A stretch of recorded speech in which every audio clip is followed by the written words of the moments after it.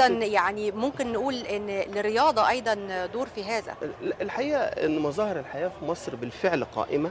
انا شايف في اتحادات رياضيه بتنظم بطولات رياضيه. يمكن احنا في اتحاد البولينج، يعني انا نائب رئيس اتحاد حضرتك، بننظم بطوله بعد 5 6 ايام فيها 8 بلاد عربيه مشاركه. النهارده معرض القاهره الدولي للكتاب فيه 25 دوله مشاركه. يعني ده برضو عدد كبير جدا من الدول استضافه انها تشارك. عندنا قبل كده كان في مهرجان السينما. فعايز اقول ان مظاهر الحياه الحقيقه مستمره. مش عايزين برضو ان احنا نقول لا في مظاهر حياه بكره والعجله دايره والقمه الاسلاميه صحيح. نعم. لا احنا عندنا كمان نقطه مهمه قوي، ان احنا نقدر فعلا ننشط شويه الندوات ونبتدي نستقطب كبار المفكرين المصريين عشان يكونوا عنصر جذب. ونبتدي نعمل. لان انا شفت قاعه كويسه في معرض القاهره الدولي للكتاب، اللي هو مبنى الصندوق الاجتماعي. ده ممكن نقدر يتعمل فيه مؤتمر مهم جدا يستقطب فيه قادة الفكر وأصحاب الفكر. لأن أساسا احنا يعني لو قريتي حضرتك الدعوة بتاعة حوار ولا صدام، حوار لا صدام، فده دعوة إشعار المؤتمر التجمع ده الكبير اللي هو معرض الكتاب. ومعرض الكتاب القاهرة الدولي للكتاب تعتبر من أهم الأحداث اللي هي بتقول مصر فيها حياة، لأن ده يعني بدأ 23 يعني بدايه قبل بدايه العالم كله ملتقى طبعا.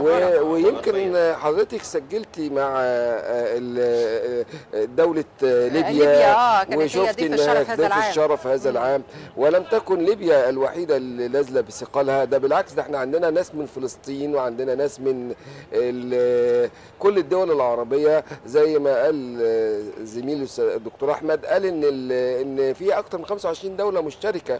احنا نقدر نحاول يعني زي ما بنحط فوكس او نكبر الاحداث السيئه، عايزين نكبر الاحداث الجيده ونحط دي جنب دي. ده من خلال الاعلام ممكن يتم ده.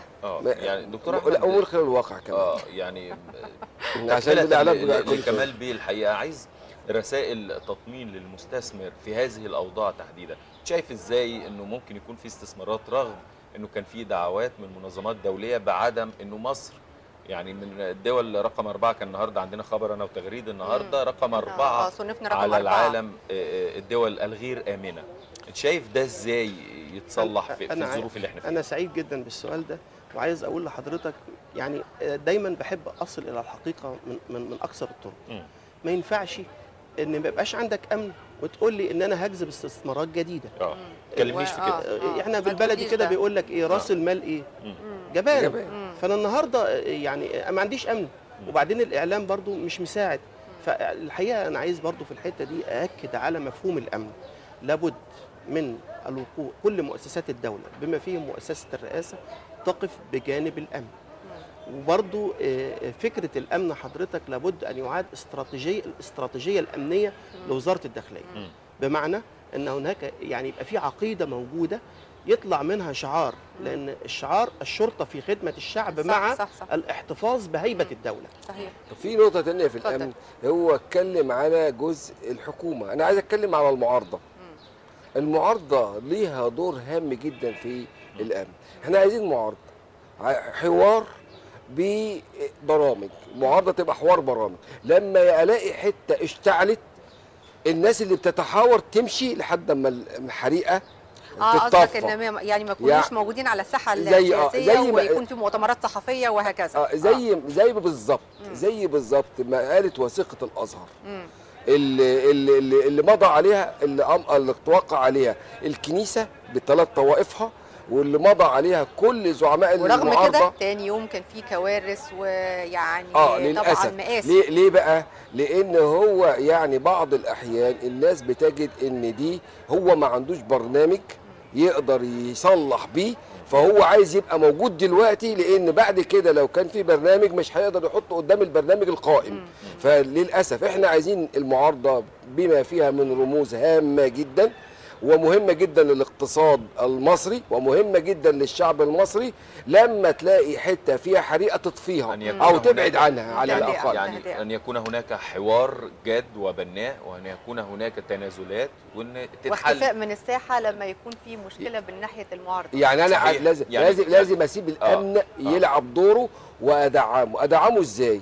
لما يعني انا عندي حادثه اخش كلنا نقفل فيها، ولا نسيب عربيه الاسعاف وعربيه اللي مش عارف تطفيها وتقبض على الخارجين على القانون؟ يعني لازم نعمل هذا الموضوع. في اصلاحات جاده في المرحله اللي جايه ان شاء الله باذن الله. انا كمال بيه واحمد بيه نورتونا، ويسعد صباح حضراتكم. شكرا جزيلا على والله بشكركم على هذا انا بشكركم. انا يمكن كان بس عندي حاجه مهمه وممكن يتم تفعيلها من خلال معرض القاهره الدولي للكتاب. يمكن احنا شفت يعني من خلال تواجدي هناك ان كان في مثلا معرض القاهره، يعني معرض فرانكفورت الدولي كان ليه تواجد، لكن الحقيقه المسؤوله عن هذا الجناح كانت بتقول ان هي نسبه الدول الاجنبيه المشاركه هم 4 فقط، وده عدد قليل جدا بالنسبه للتواجد الدول الاجنبيه داخل المعرض. اعتقد ان احنا محتاجين نفعل ده من خلال الاعلام. ده اكيد حضرتك. لا انا عايز اقول لحضرتك على حاجه. احنا عندنا في جناح دار المعارف عندنا حوالي 125 ناشر، من ضمنهم ناشرين اجانب.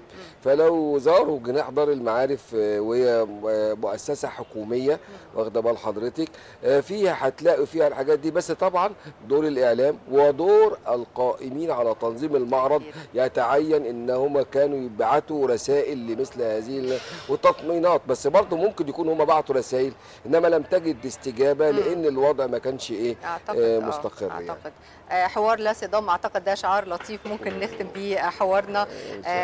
بنشكر كتير الاستاذ كمال محجوب عضو المجلس الاعلى للصحافه، والعقيد الدكتور احمد عفيفي مستشار الاعلامي لمؤسسه دار المعارف. شكرا جزيلا. شكرا لكم وللساده المشاهدين. بشكرك يا طارق. لا لسه احنا عندنا يمكن فقره كمان، وبتوجه بالشكر لحضراتكم بالتاكيد. الاعلام، الحياه السياسيه، الحوار الجاد هو ده، والحاله الاقتصاديه كمان. والحاله الاقتصاديه هي المخرج. شكرا جزيلا. شكرا جزيلا. بعد الفاصل نلتقي واخر فقرات.